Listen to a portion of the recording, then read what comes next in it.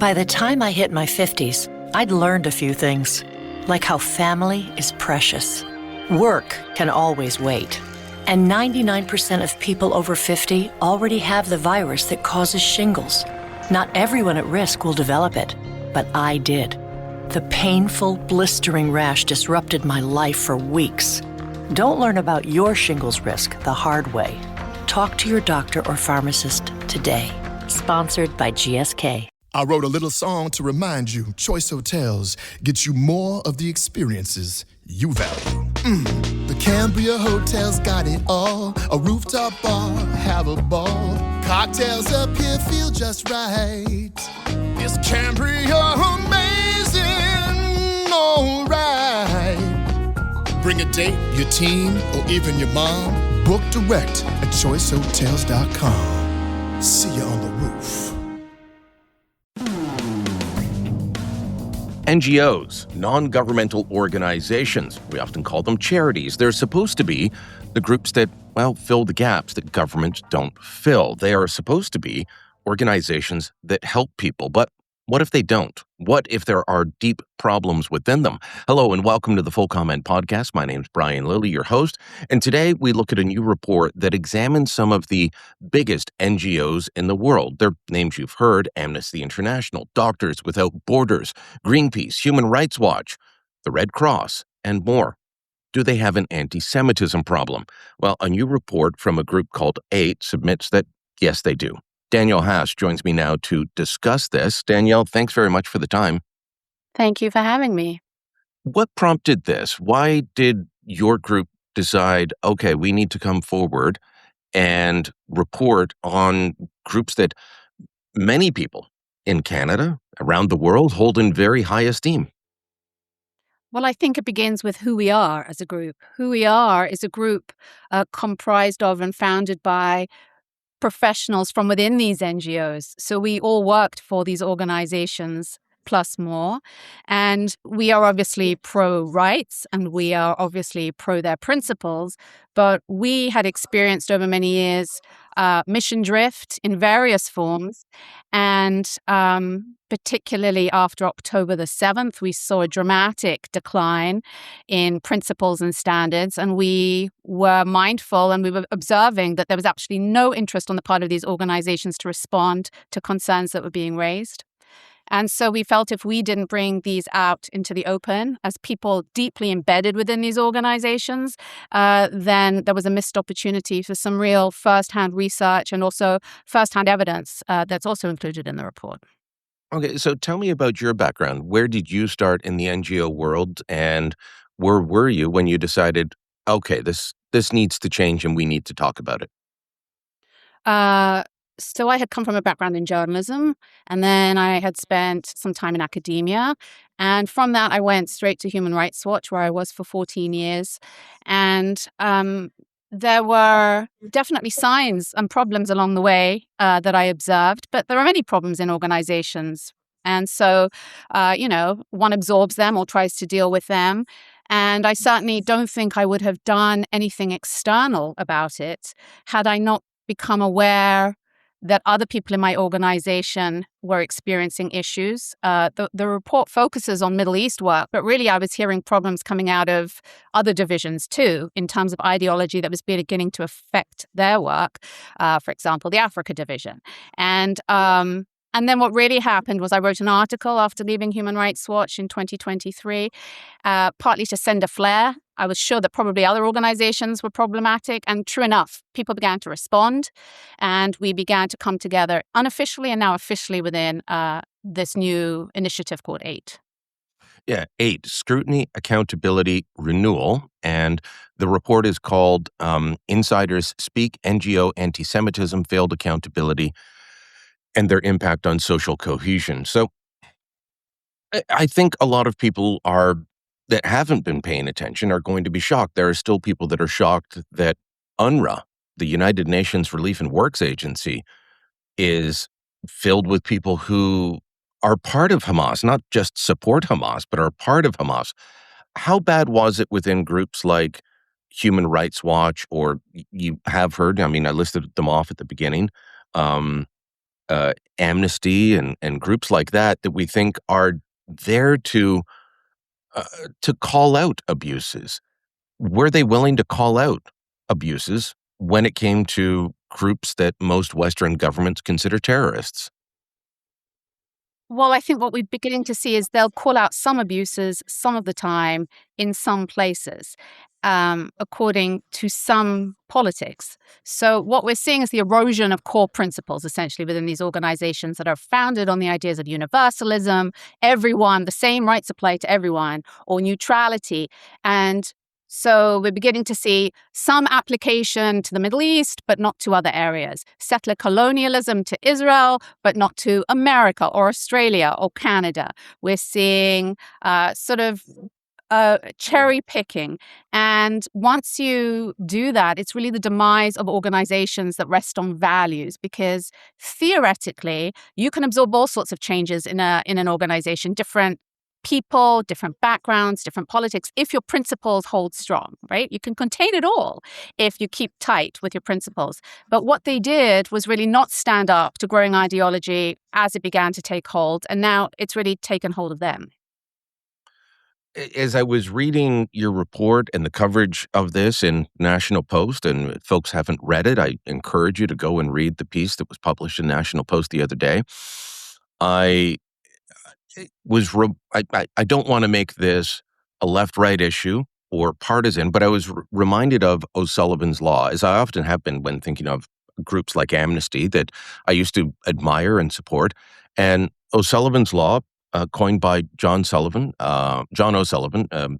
British uh, columnist, former aide to Margaret Thatcher, said, any organization that isn't explicitly right-wing will over time become left-wing.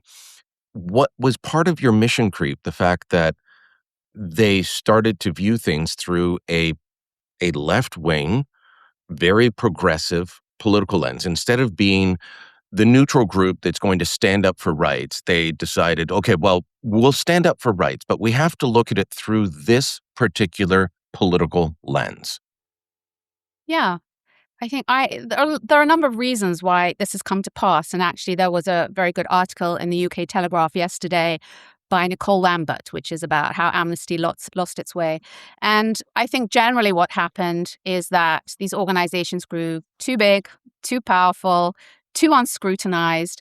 And what we're seeing is the inevitable result of unchecked power. I mean, we see arrogance really, even in their, especially in their responses to even their own scandals. So in the response to our report, you see this very clearly. Amnesty doesn't bother to respond. MSF quotes some vague reference to its principles. Human Rights Watch talks something about its Israel work, but nothing actually answers the issues because they don't have to answer it because no one's forcing them to actually do anything about anything. Where this is coming to an interesting head is with Amnesty and J.K. Rowling. I'm not sure how much it's reached Canada, but essentially there's a very public spat going on between Amnesty and J.K. Rowling, whose Center for Victims of Rape they called out in a recent briefing as being anti-rights. And J.K. Rowling and other groups have taken to this very badly and are threatening legal suits, and it's now gone to the Charity Commission of the UK, as it rightly should. So I think we're beginning to see that people are beginning to question the output of these organizations, and these flippant, dismissive, or altogether non-reactive organizations are having their moment. They simply can't get away with this not proving what they say is true anymore. I feel their moment of reckoning is coming, hopefully. Yeah, you have a quote in the report saying academic frameworks and far left activist models were treated as moral authority. Staff repeated slogans as if they were insights. Post-colonial theory swept through institutions. The global south was romanticized. Decolonizing rhetoric became compulsory, and priorities were shaped less by field realities than by internal status games, fundraising incentives, and political fashion. I like that term, political fashion, because it does seem to drive a lot of what's going on. People, you know, It's like Madonna's old song, "Strike a pose." There's nothing to it, and you strike a pose, and you say, "Well, this is where I stand." Not necessarily a lot of deep thinking going into it, or how, and this goes back to what J.K. Rowling is trying to do in the UK. I've followed her work there, and I think she's being bashed in the most unfair ways for standing up for women. But people don't think about what their stance actually leads to or what their stance means. It's just, well, I'm with this tribe, ergo, I follow this. Do you find Yeah. that happened within these groups? Yes, and I think I saw this as early as 2019, which is a point at which I actually wrote something formally to the General Counsel at Human Rights Watch, because there was a annual gathering of the organization that by that point was about 600 people, I think. And it had an annual gathering in New York every year called Cross-Cutting. And I was fascinated that Israel came up in every single plenary session of this organization. That means, it sort of was obvious that it was becoming the touchstone. It was becoming the point that people rallied around, even when they had no experience or of the region. In fact, I was probably one of the top 5 people in the room with the most experience of the region.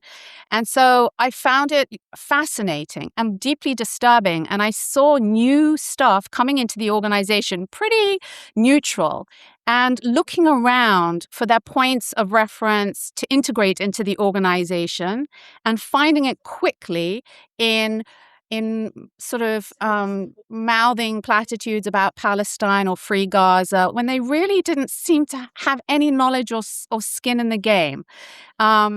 So it became a very easy entry point to prove loyalty. And also on the flip side, if you didn't publicly spout this stuff, then I think a cloud of suspicion arose around you.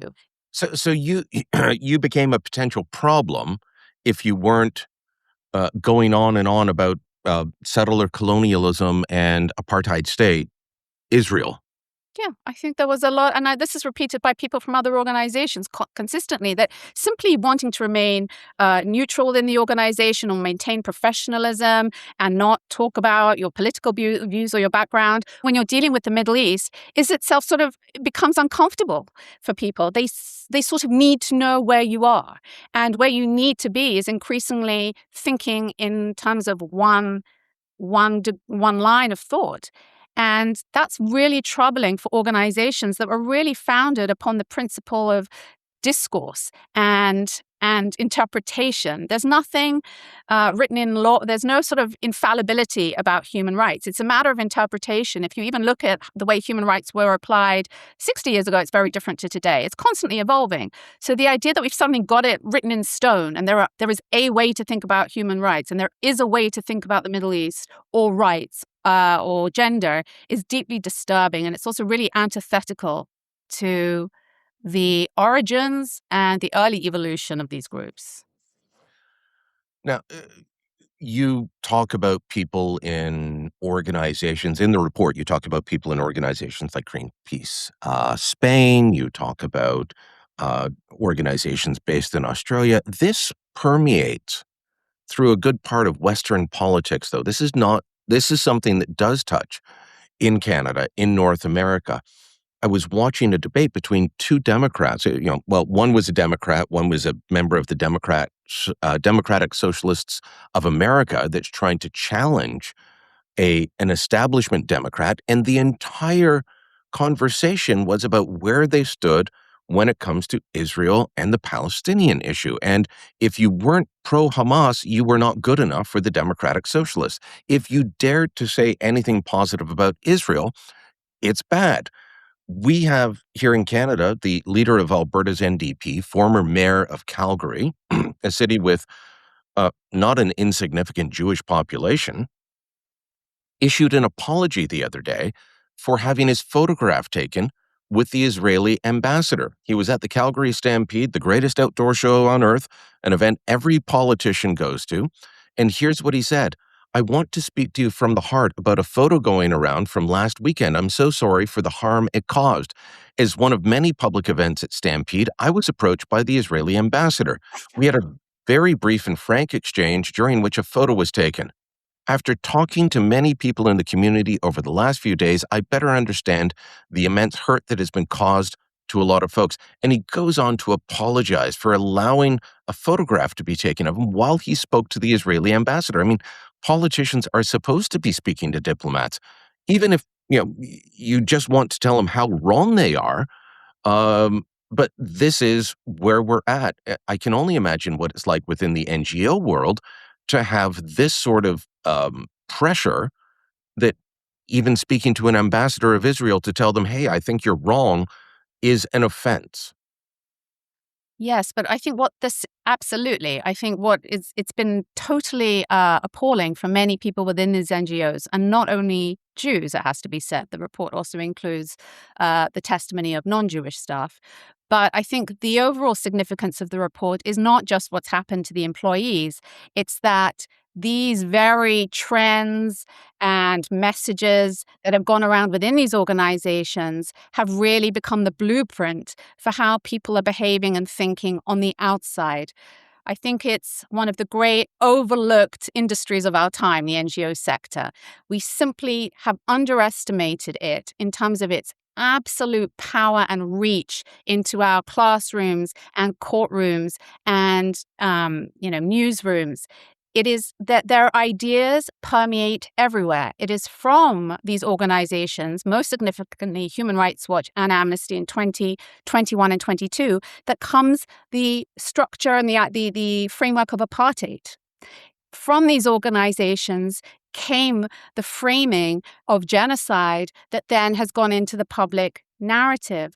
And from these organizations has come the dehumanization of Jews and Israelis that your Calgary minister is picking up and only reflecting. He's just a product, actually, of something that has been going on in these organizations and has been seeded for a long time. And we've seen this. It's sort of just in the water at this point. So within these organizations that had no definitive criticism, they never categorically sort of condemned Hamas after October the 7th. They didn't amplify the voices of sexual assault survivors or people who were killed on October the 7th. They didn't amplify the internal displacement of hundreds of thousands of Israelis caused by Hamas and Hezbollah rockets. And when you constantly downplay the experience of the population, they don't simply rate. They are not human anymore in the public mind. And there's one interesting, like, just for example, there was a mother and her two red-headed babies kidnapped into Gaza, the Bibas family, and they died in Gaza. And the Human Rights Watch framing of that was that they had died in custody in Gaza. In So custody. in custody in Gaza, just one example of how slights of phrase or buried research. We also know Amnesty deliberately delayed releasing its October 7th report for 2 years and then did so in the deadest media week of the year in December under a headline that gave no indication of what the report was about and only links to apartheid and genocide. Then what you get is, again, apologies for associating with people who've already become non-human. You mentioned the moral authority a moment ago, and it reminded me of speaking to Hillel Neuer from UN Watch. And he was trying to explain to an audience here in Toronto that, well, the problem is that when the United Nations says something, most people don't think, and they say, oh, well, the United Nations says, therefore it's true. People that haven't paid attention will say, well, Human Rights Watch is an authoritative group. Amnesty International is an authoritative group. Doctors Without Borders is an authoritative group. They say this, therefore it must be true. That's a big part of the problem, I think, that you are describing in the report, and why it feeds into the wider anti-Semitism with people who may not be actually thinking, okay, well, I'm going down the road of anti-Semitism, but they're just absorbing this and it becomes part of the water that we swim in. Yeah. Well, I think the first gatekeepers are also the media. I don't know why it has come to be that a report from a human rights organization is not treated like a regular source that has to be checked out. And so, it passes through them before it gets to the public often. Um, what we're seeing is I would, for those who say and quote these organizations, and I absolutely understand why they do, I would simply begin to challenge how they know them to be credible. And if you follow the line of logic, how they know them to be credible, they would say, well, I don't know what they would say, but I think we get to the end point that they think they're credible because largely they've been told they're credible by these organizations themselves. It all comes back to the self-narrative of organizations that are not largely regulated. And I think this is a very important thing for people to understand, that while there is some sort of financial regulation in terms of the books, there is no oversight of their output. No one is checking what they're putting out. There's no peer review like in academia. There's no thorough editing process, even though they say it is, in terms of their output. And so, I mean, I was the senior editor at Human Rights Watch for 14 years. So I saw this firsthand. I saw work that went through a pipeline, getting review of varying degrees, depending on how much time people had and who was editing it. And certainly in the final stage of review, where I sat with a group of other people, and theoretically this was the final, most credible stage of review, it was quickly passed through because they didn't have time to do it. And we were told to spot check effectively. I never saw a researcher's notes in 14 years. And I know that the links were not all fully checked. And so all I'm saying is someone who supports human rights and supports values that they supposedly uphold is we need to do better. These organizations are failing us. And if you do support human rights, you should be questioning them too. Well, I can tell you that newsrooms also don't have enough time to check. And when it comes to reports like this, my experience is that, well, most journalists are instinctively on the progressive side, even if they don't believe they are. And so if they believe a group to be right wing, they will check it, or they will say, a right wing group says this. Any other group that is progressive, they just say, well, it's an authoritative body. Clearly, we have to take them at face value. That's my experience after 25 years in this business, but we shall see.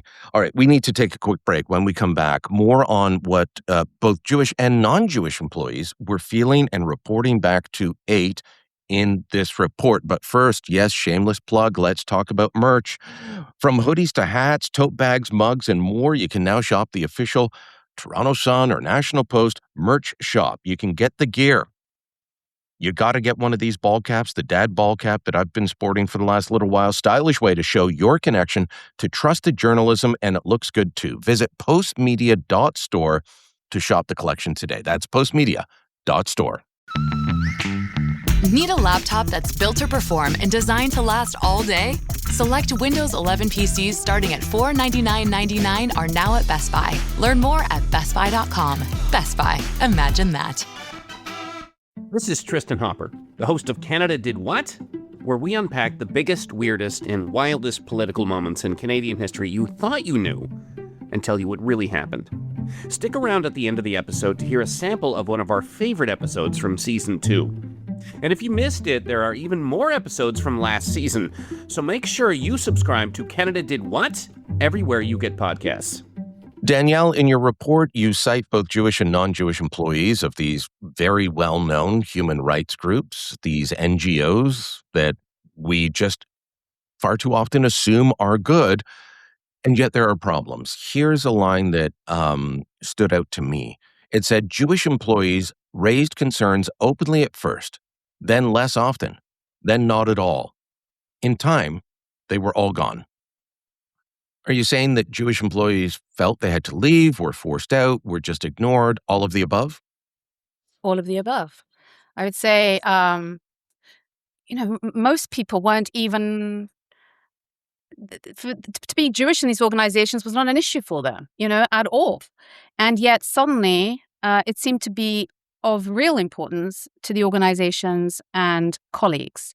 And so repeatedly across the board, we heard that attempts to raise concerns about the quality or methodology of Israel-Palestine related work, all related to the behavior and conduct of fellow staff that violated the organization's own policies, was dismissed or downplayed, even excused. There was one Amnesty USA incoming board member who had just before reposted a cartoon image of Israel flicking away the Star of David and saying it's either us or us, something like this in Arabic, and also celebrating an attack on Israeli civilians. And the manager said that nothing was going to be done in this case. It reflected her pain, and she still is on the board today. So it began to be a process of realizing that nothing was going to be done, that risk was involved in coming forward. People describe their jobs suddenly evaporating, and although being reconstituted a few months later, and you couldn't necessarily say it was because of that, but it's sort of a fingerprintless crime in a way, being excluded from meetings which they were logically should have been participating, ignoring, and there's a case of a Greenpeace employee who, literally had PTSD diagnosis, and they sort of swatted that away. In fact, even attempted to silence her with an NDA that said no wrongdoing had taken place, and now she's taking some form of legal action.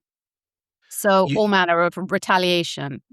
you, And you cite a yeah. report by OLAM, which is a Jewish human rights humanitarian network. And in 2025, they surveyed Jewish professionals in secular, humanitarian, and human rights organizations and found, 55% said they had experienced or witnessed anti-Jewish bias or hate.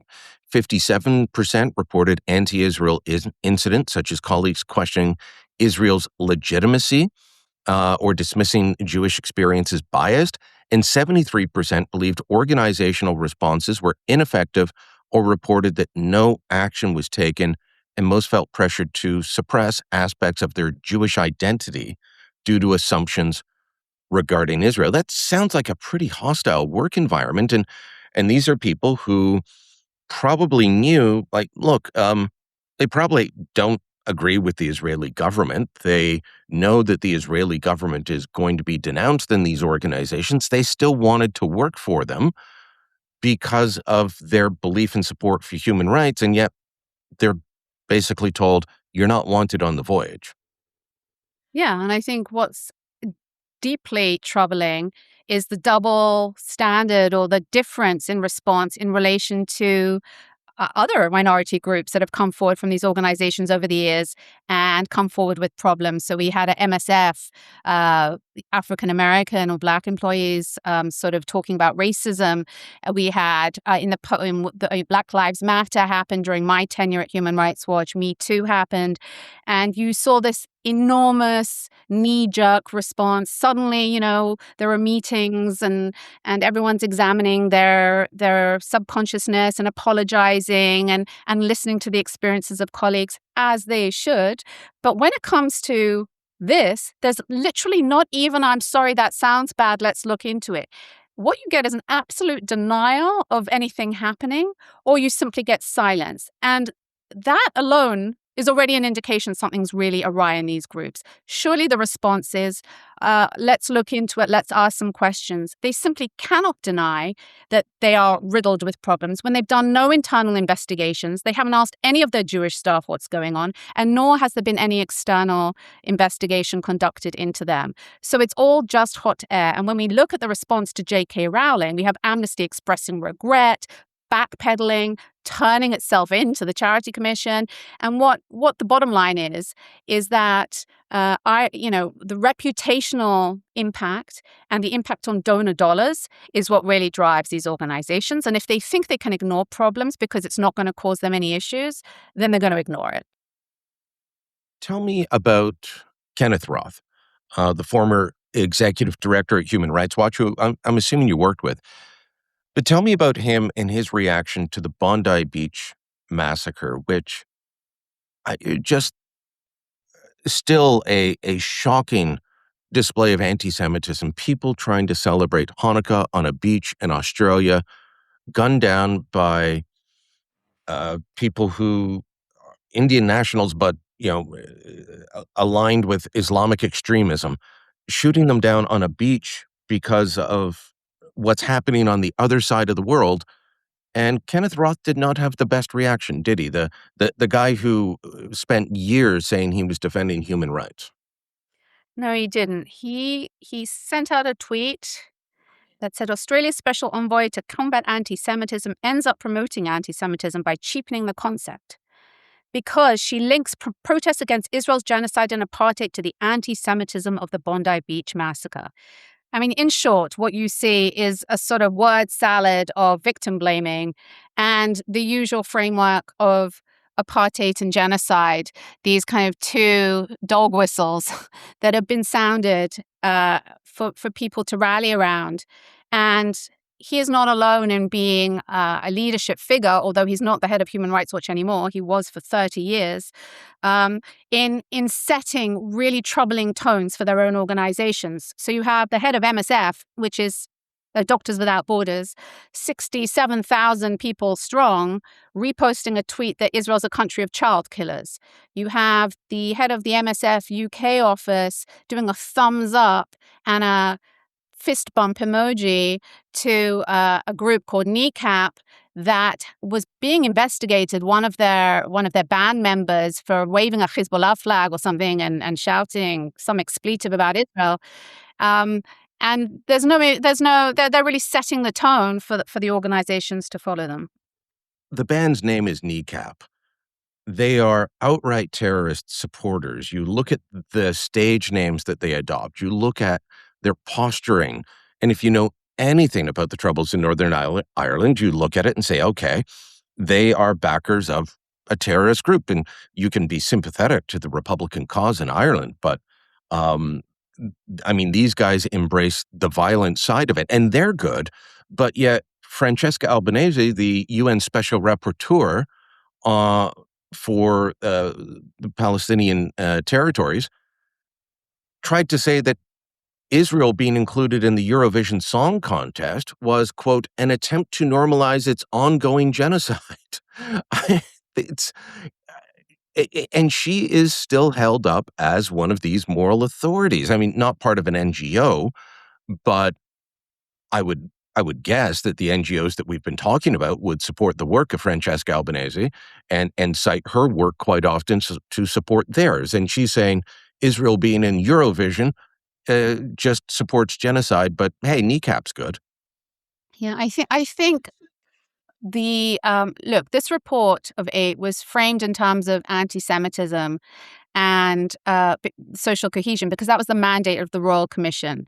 But it could equally have been termed something entirely different. It could have been called a report on compromised methodology and failed standards and principles in human rights organizations. And I think that's the important message for people, that no matter where you stand on Israel, Palestine, and I can assure you that the people whose voices are reflected in the report stand themselves all over, and certainly I didn't even ask whether the politics is irrelevant or should be irrelevant, that the importance is that these organizations are putting out work that is compromised in terms of methodology, reeking of ideology at this point, and without anyone really reining them in. Now, that should concern anybody, given their influence. You have a mega sector at the heart of democratic institutions practically doing and behaving exactly as they want. And we have let this happen partly because we do like human rights and we do like NGOs in general. But just because you like the moral mission does not mean you should accept that these are necessarily moral organizations. We have simply stopped seeing this as an industry. And an industry is subject to all sorts of influences. Of course it is. Operational, financial, ideological. And that is why it needs regulation. You point to social media as something of a window into the thinking of people. And you can see the same when it comes to media. An awful lot of reporters give away exactly what they think and where they stand. People that are not like me, they're not opinion people, who are supposed to be the neutral arbiters of truth and justice in the Canadian way. And then they get on social media and they tell you so much about themselves.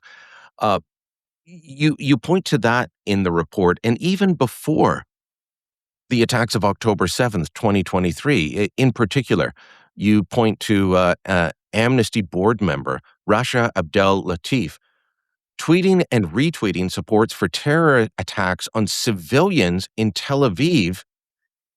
And Amnesty's response is these tweets and retweets were done in a personal capacity and do not represent the positions of Amnesty International. Is that acceptable? It's just not good enough. It's become a sort of all these boilerplate responses really indicate organizations out to lunch. They just don't care to really be rigorous with themselves or to uphold their own standards. And this social media world is indeed very complicated, right? I mean, people are allowed to express their personal views, but it's become a real unaddressed area that needs attention. For one significant reason.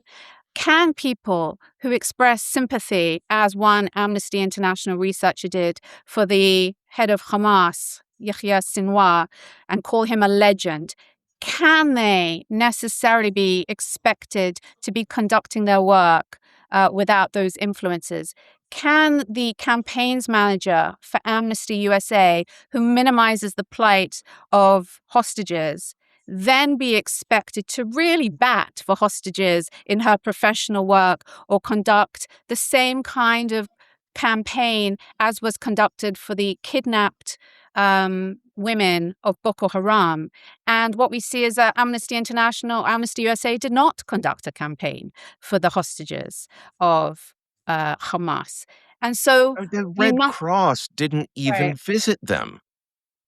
They did not say, give us access, because, a lot of people who are sympathetic to Hamas would say, well, no, they're not hostages. These are prisoners of war. Well, the International Red Cross or Red Crescent Society visits prisoners of war and they check on their health, their well-being. They never once visited the hostages that Hamas took on October 7th. And they still want to be considered credible. Well, they don't care because no one's really questioning them. They become omnipotent, right? If you know you can get away with anything, and at this point they really have got away with all sorts of things over the decades, then you no longer care. You're not even trying. And I think it's very important to see our report in context, what's happening with J.K. Rowling in context, that these are not isolated events. This is part of a drumbeat of scandals that have happened over the decades, and some of which are featured on the 8 website, 8rights.org. And you'll see in the News at 8 section, just scandal after scandal over the years, and they don't seem related at first blush. So you recently had MSF, Doctors Without Borders, and some sexual abuse issues in Chad. You had Oxfam in Haiti. You had Amnesty and misuse of AI in its Ukraine work. All sorts of things over the years that don't seem to connect, but they do connect. They connect under the umbrella of lack of accountability. The reason these organizations can have these anti-Semitic, toxic, whatever you call them, environments that are entirely unacceptable according to their own standards. The reason that they can put out anti-rights work that is so obviously riddled with ideology is because no one's holding them to account. And so that's where our attention lies. It doesn't really lie with, we're not a monitoring group, we're not interested in tracking their output, but we are saying it is now time to bring a level of scrutiny to these organizations and transparency that has been entirely lacking. And the ultimate victims of this are not just the employees of their organizations, it is the public at large. It is public trust, and it is democracy, and it is those policymakers who sadly stand up in their own houses of parliament and quote these pieces of research as if they were gospel without really doing due diligence. We've talked about the fact that they are granted great moral authority. And Amnesty International, in response to Latif's tweets being criticized, well, first resorted to saying, oh, it's unfortunate. She's a Palestinian board member. Now she's being attacked because we criticize the Israeli government. Look, I want human rights groups to question and criticize the Israeli government when they're doing something wrong, but I want them to be balanced in how they do it and also criticize other groups and governments, and they're not doing it. So they've got this great moral authority that we have granted them unquestioningly. They influence policy in ways that, as you described, they're quoted in our Houses of Parliament. But these are also groups that are given status and benefits that other groups don't get. I mean, whether we're talking about Canada, the United States, Australia, Great Britain, the tax status that these organizations receive to have charitable status, to grant tax receipts so that they can solicit donations, that alone should be part of the reason why they should be questioned. Absolutely. I mean, where are they getting their money and how is it being spent? And this is a whole level of inquiry that has yet to be really investigated, but there are troubling signs that are already out there. We have the head of Mercy Corps happily sending a tweet to the organizer, or not a tweet, an email to the organization saying she's off to Qatar and the UAE for fundraising opportunities. Now, these are documented rights abusing states, and she doesn't seem to have any concern. We have a denied scandal involving Human Rights Watch taking money from Qatar about 5 years ago. We know that Human Rights Watch was fundraising in Saudi Arabia in 2009. We know that the Israel-Palestine director, Omar Shakir, who was really a prime driver of the apartheid work within Human Rights Watch and came in as a former BDS activist, had a visiting fellowship at the Qatari branch of Georgetown University.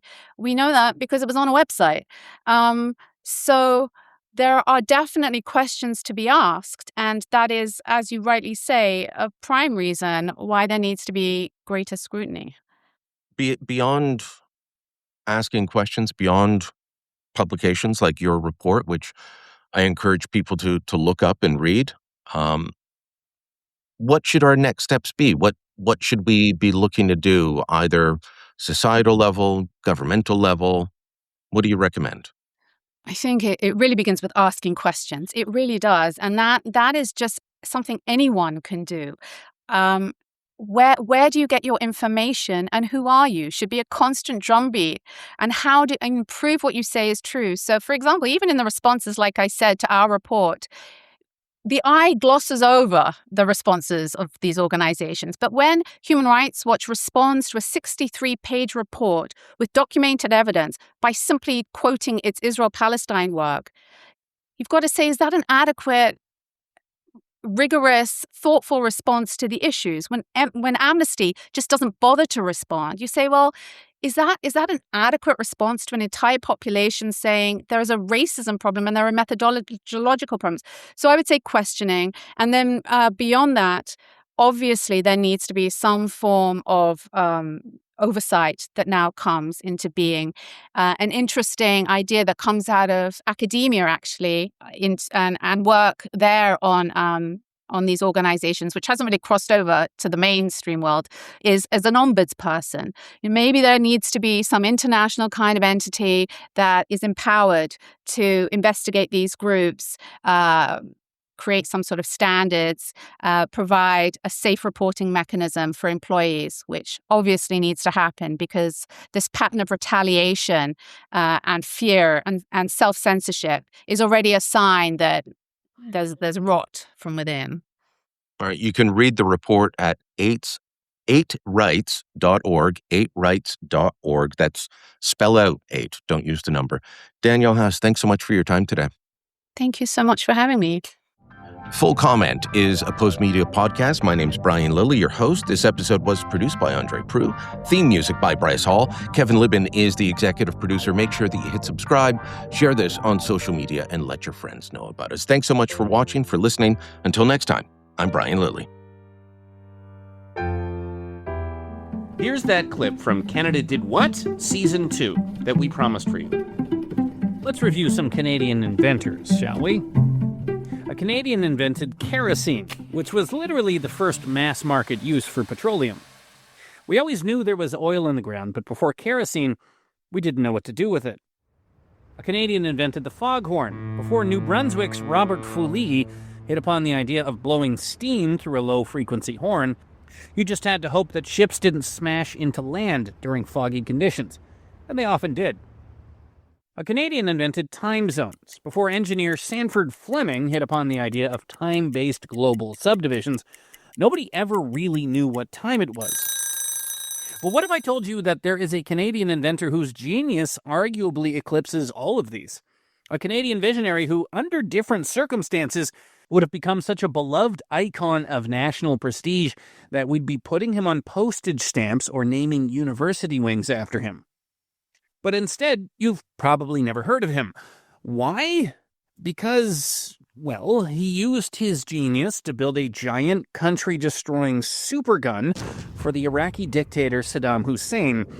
He essentially became a fiendish secondary character in a real-life James Bond movie, and as we'll learn, he suffered the same fate as a fiendish secondary character in a James Bond movie. If you want to hear the rest of the story, make sure you subscribe to Canada Did What? Everywhere you get your podcasts.